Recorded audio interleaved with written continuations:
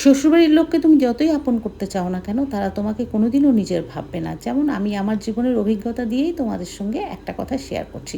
আমি যখন নতুন আমার বাড়িতে বিয়ে হয়ে যাই, তখন আমার বাড়িতে গিয়ে শুনলাম বাড়ির আগ ভাতটা নাকি কোনোদিনও বাড়ির লোক ছাড়া কেউ খেতে পারে না। কিন্তু আমি যখন বিয়ে হয়ে যাই, আমি তো মনে করেছিলাম ওটা আমার বাড়ি। একদিন ওই আগ ভাত খাওয়াতে আমাকে অনেক কথা শুনতে হয়েছিল। আগ ভাত অর্থাৎ হাঁড়ির ১ম ভাতটা।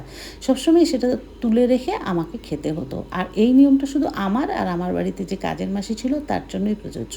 বাকি কিন্তু সবাই ওই আগ ভাত খেতে পারত। যেমন আমার বাড়ির অন্যান্য সদস্যরা, এমনকি বিয়ে হয়ে যাওয়া ননাসরাও এসে খেতে পারত। তার মানে তারা প্রতি মুহূর্তে আমাকে বুঝিয়ে দিত যে আমি বাড়িতে পর। এমনকি এখনও পর্যন্ত তারা আমাকে বউ বলে ডাকে, আমার নামটাও তারা উচ্চারণ করে না। যাই হোক, সকালবেলা ঘুম থেকে উঠে দুরকম চা বানাতে হয় আমাকে। একটা হচ্ছে লাল চা, একটা দুধ চা।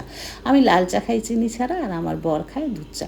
সেটা করে নিয়ে রান্নাঘরের মেন মেনুতে চলে এসেছিলাম, মেন রান্নাগুলোতে। তো আজকে নিরামিষ যেহেতু, তার জন্য মুগ ডাল করলাম সবজি দিয়ে, আর তার সাথে আরও অন্যান্য সবজিগুলো কেটে তৈরি করে রেখেছিলাম, যাতে রান্নাটা তাড়াতাড়ি নামিয়ে ফেলতে পারি।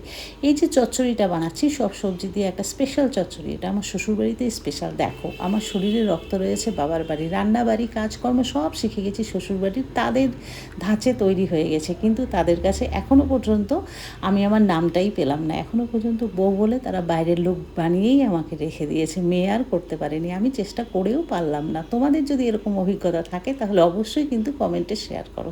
এই ভাত বাড়তে গেলেই আমার সেই আগ ভাতের কথা মনে পড়ে, তাই তোমাদের সঙ্গে আজকে সেটাই শেয়ার করলাম। খেয়ে দিয়ে অফিসে চলে গেছিলাম, আজ তবে তবে এইটুকু, বাকি কথা আরও পরে হবে।